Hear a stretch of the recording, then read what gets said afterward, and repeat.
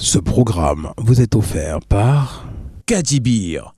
Notre patrimoine, c'est vous.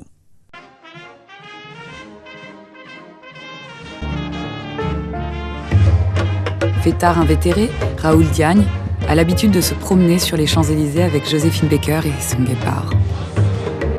De la naissance des premières équipes en Afrique, l'essentiel des footballeurs du continent commence véritablement à migrer vers l'Europe à partir de 1930, avec l'arrivée des joueurs tels Raoul Diagne.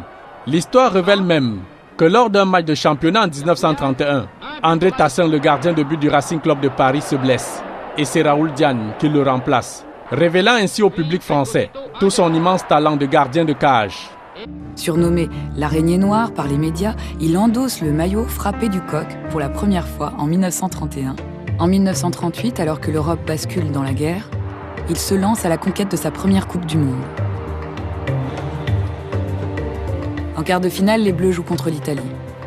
Raoul Diagne n'a qu'un seul objectif, vaincre les Italiens. Il n'a pas oublié les saluts mussoliniens avant les matchs lors du précédent mondial. Joueur exceptionnel, premier noir en bleu, il connaît 18 sélections. Il est né d'une mère guyanaise et d'un père sénégalais, Blaise Diagne, qui fut le premier député africain élu en 1914.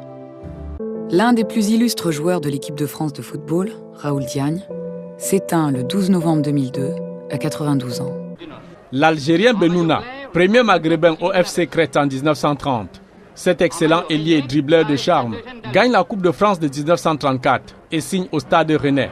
Ce fut le premier maghrébin à porter le maillot de l'équipe de France au cours d'un match perdu face à la Tchécoslovaquie en février 1936. Territoire sous protectorat français, le Maroc, l'Algérie et la Tunisie apparaissent en un véritable vivier pourvoyeur de footballeurs à la métropole, notamment Larbi Ben Barek, surnommé la perle noire pour sa couleur de peau.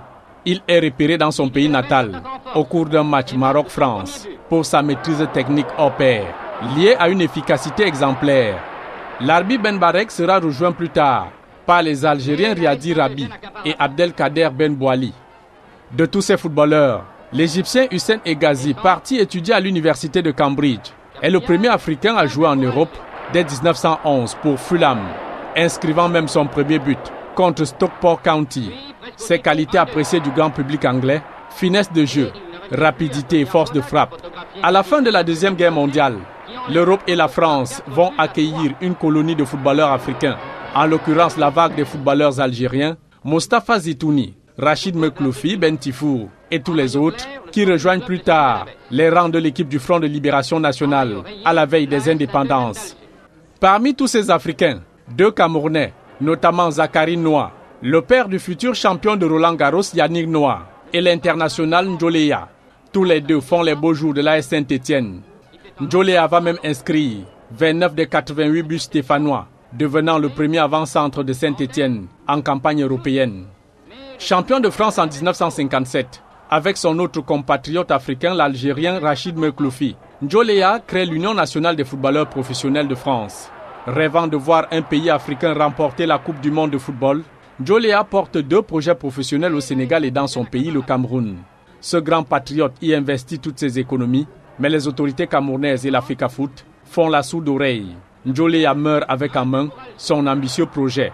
Et même après les indépendances, les footballeurs africains vont continuer à s'expatrier dans les championnats européens avec des célébrités à l'instar du Mozambicain Eusebio, qui fit les beaux jours du football portugais. Les joueurs adoptés d'Afrique allaient vite grossir les rangs des sélections nationales européennes. La France en tête, les Pays-Bas, entre autres.